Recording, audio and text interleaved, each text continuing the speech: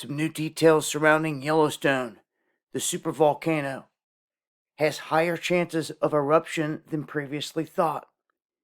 They state that this thing has only had a super eruption 3 times in the past 2.1 million years.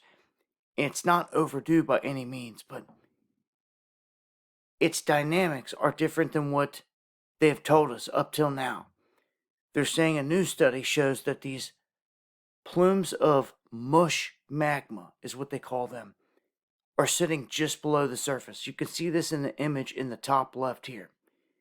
They say a big eruption obviously will have the whole thing of magma in the chamber below release, and it would be devastating.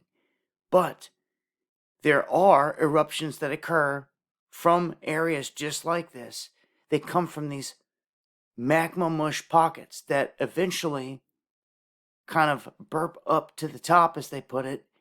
And it's not a massive eruption, but it would be pretty ominous. And who knows, they don't know what it would trigger if all of this was to get ejected out, if it would then fill with more.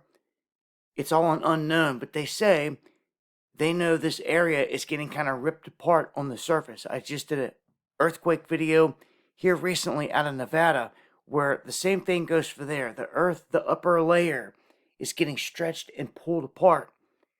If there is any magma just below the surface, that's going to help it rise to the surface and erupt if it's coming out of a volcano or anywhere.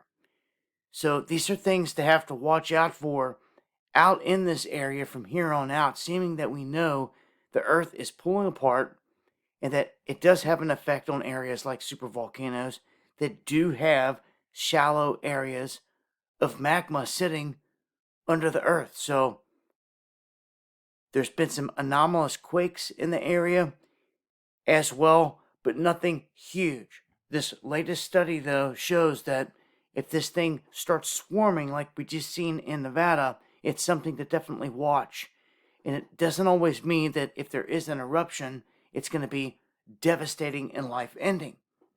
They say that a smaller eruption, very possible, coming in this manner, but there's no guarantees.